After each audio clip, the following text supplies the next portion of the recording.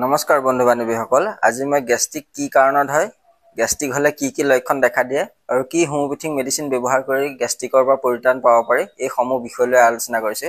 Gastric দুই ধৰণৰ হয়, একুইড গেষ্ট্ৰিক আৰু ক্ৰনিক গেষ্ট্ৰিক।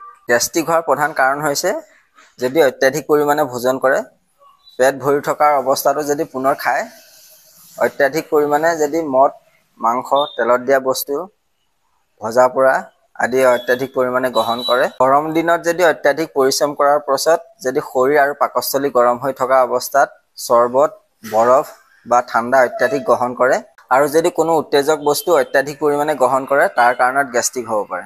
এইখিনি কাৰণৰ উপৰিও জ্বৰ, ডায়েৰিয়া, বসন্ত, প্ৰস্ৰাৱৰ ৰোগ, যকৃতৰ ৰোগ, এনিমিয়া, নেফ্ৰাইটিছ, কেঁচুমূৰীয়া, বাত ৰোগ, যক্ষ্মা ৰোগ ইত্যাদিৰ উপসৰ্গ হিচাপেও গেষ্ট্ৰিক হ'ব পাৰে। গেষ্ট্ৰিক হ'লে দেখা দিয়া প্ৰধান লক্ষণসমূহ হৈছে ওপৰ পেটত, বিশেষকৈ বাওঁফালৰ ওপৰ পেটত অত্যাধিক বিষ হয়, বমি ভাৱ হয়, কিছুমানৰ বমি হৈ যায়, কিছুমানৰ ডায়েৰিয়া হয় আৰু কিছুমানৰ কনষ্টিপেশ্যন হয়।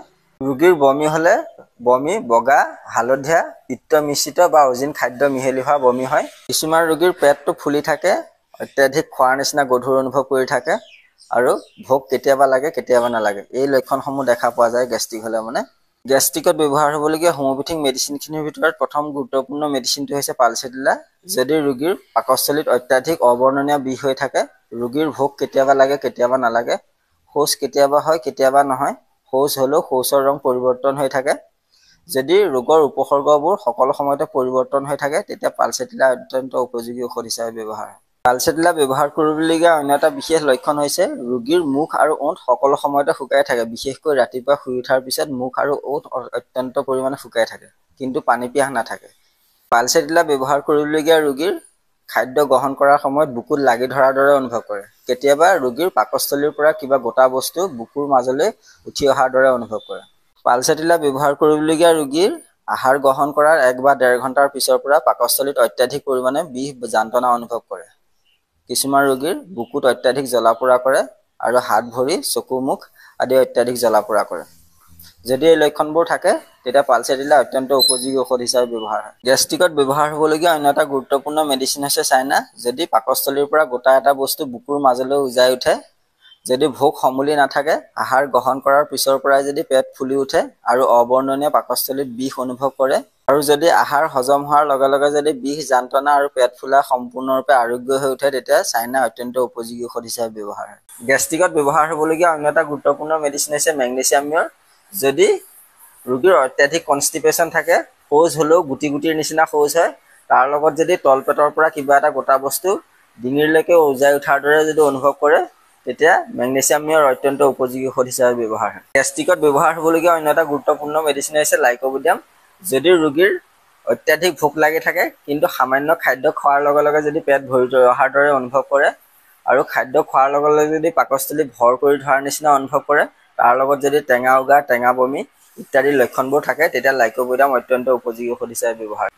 গেষ্ট্ৰিকত ব্যৱহাৰ হ'বলগীয়া অন্য এটা গুৰুত্বপূৰ্ণ মেডিচিন হৈছে নাক্স ভূমিকা। যদি ৰোগীয়ে আহাৰ গ্ৰহণ কৰাৰ কিছু সময়ৰ পিছৰ পৰা পাকস্থলীত যদি কিবা এটা গোটা বস্তুৰে হেঁচা মাৰি ধৰি থকাৰ নিচিনা অনুভৱ কৰে, পাকস্থলীত যদি অত্যাধিক গেছ হৈ থকাৰ দৰে অনুভৱ কৰে, গধুৰ অনুভৱ কৰি থাকে, উশাহ নিশাহ লোৱাত যদি অত্যাধিক কষ্ট পায়, উগাৰ আহিলে বা অন্য উগাৰ নাহিলেও যদি বুকুত অত্যাধিক জ্বলা-পোৰা কৰি থাকে, এই লক্ষণবোৰ থাকিলে নাক্স ভূমিকা অত্যন্ত উপযোগী ঔষধ হিচাপে ব্যৱহাৰ। নাক্স ভূমিকা ব্যৱহাৰ কৰিবলগীয়া ৰোগীৰ ঘনাই শৌচ লাগি থাকে, শৌচ কৰিবলৈ গ'লে সামান্য পৰিমাণে শৌচ হয় আৰু শৌচ কৰিম কৰিম ভাৱটো সদায় থাকে আৰু শৌচ কৰোঁতে অত্যাধিক জোৰ দি থাকিবলগীয়া হয়। যেতিয়া গেষ্ট্ৰিক পুৰণা হয়, তেতিয়া নাক্স ভূমিকা ব্যৱহাৰ কৰিবলগীয়া লক্ষণ হ'ল আহাৰ গ্ৰহণ কৰাৰ 1-2 ঘণ্টাৰ পিছত ৰোগীৰ পাকস্থলীত অত্যাধিক বিষ, ফুলি উঠা, অত্যাধিক অশান্তি অনুভৱ কৰি থাকে।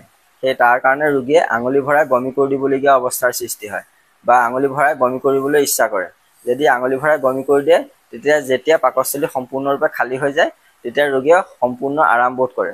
যদি এই লক্ষণবোৰ পোৱা যায়, তেতিয়া নাক্স ভূমিকা অত্যন্ত উপযোগী ঔষধ হিচাপে ব্যৱহাৰ হয়। গেষ্ট্ৰিকত ব্যৱহাৰ হ'বলগীয়া অন্য এটা গুৰুত্বপূৰ্ণ মেডিচিন হৈছে কাৰ্বভেজ।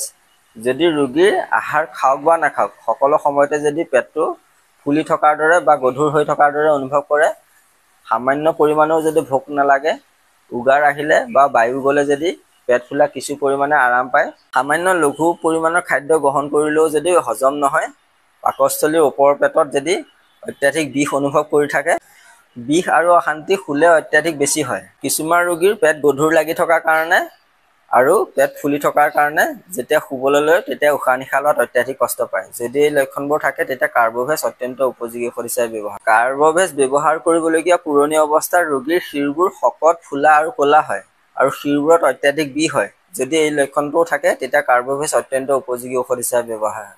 গেষ্ট্ৰিকত ব্যৱহাৰ হ'বলগীয়া অন্য এটা গুৰুত্বপূৰ্ণ মেডিচিন হৈছে গ্ৰাফাইটিছ।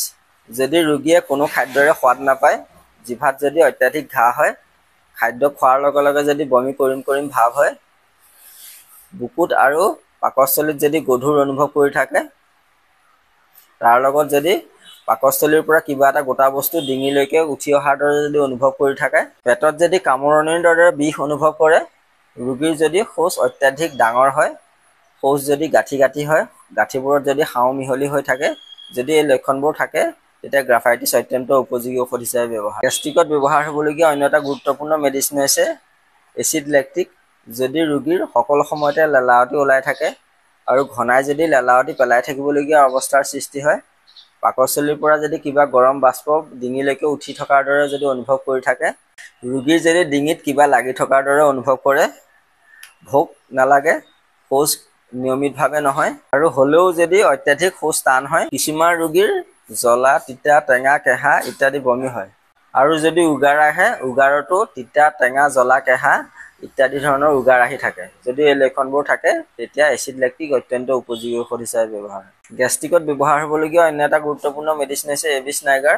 যদি ৰোগীৰ দাঁত মুখ আদি অত্যাধিক টেঙা লাগি থাকে, টেঙা বমি হয়, খোৱা খাদ্য যদি পাকস্থলীত হজম নহয় পকোৱা-পকৰি কৰি থাকে, কিছুমান ৰোগীৰ খাদ্য খোৱাৰ পিছতে ৰোগীৰ অত্যাধিক পেটৰ ভিতৰত বিষ অনুভৱ কৰে আৰু সেই বিষ পিঠিলৈকে পৰিচালিত হয়। এই লক্ষণবোৰৰ লগত যদি পাকস্থলীত কিবা এটা গোটা কণীৰ দৰে যদি পাকস্থলীৰ ভিতৰত পকোৱা-পকৰি কৰি থাকে, তেতিয়া এবিছ নাইগাৰ অত্যন্ত উপযোগী ঔষধ হিচাপে ব্যৱহাৰ। গেষ্ট্ৰিকত ব্যৱহাৰ হ'বলগীয়া অন্য এটা গুৰুত্বপূৰ্ণ মেডিচিন হৈছে পেট্ৰলিয়াম। যদি ৰোগীৰ পাকস্থলী খালী হোৱাৰ লগে লগে যদি বিষ আৰু যন্ত্ৰণাৰ উৎপত্তি হয় আৰু কিছু খাদ্য খাই দিয়াৰ লগে লগে যদি সেই বিষ আৰু যন্ত্ৰণা সম্পূৰ্ণৰূপে নাইকিয়া হৈ যায়, তেতিয়া পেট্ৰলিয়াম অত্যন্ত উপযোগী ঔষধ হিচাপে ব্যৱহাৰ হয়। এইখিনিয়ে হৈছে হোমিঅ'পেথিকত পাকস্থলী অৰ্থাৎ গেষ্ট্ৰিক বা গেষ্ট্ৰাইটিছত ব্যৱহাৰ কৰিবলগীয়া হোমিঅ'পেথিকৰ মেইন ঔষধ। আপোনালোকে যদি মোৰ ভিডিঅ'টো চাই ভাল পাইছে, প্লিজ লাইক, কমেণ্ট আৰু ছাবস্ক্ৰাইব কৰি দিব। ভিডিঅ'টো চোৱাৰ বাবে ধন্যবাদ। নমস্কাৰ।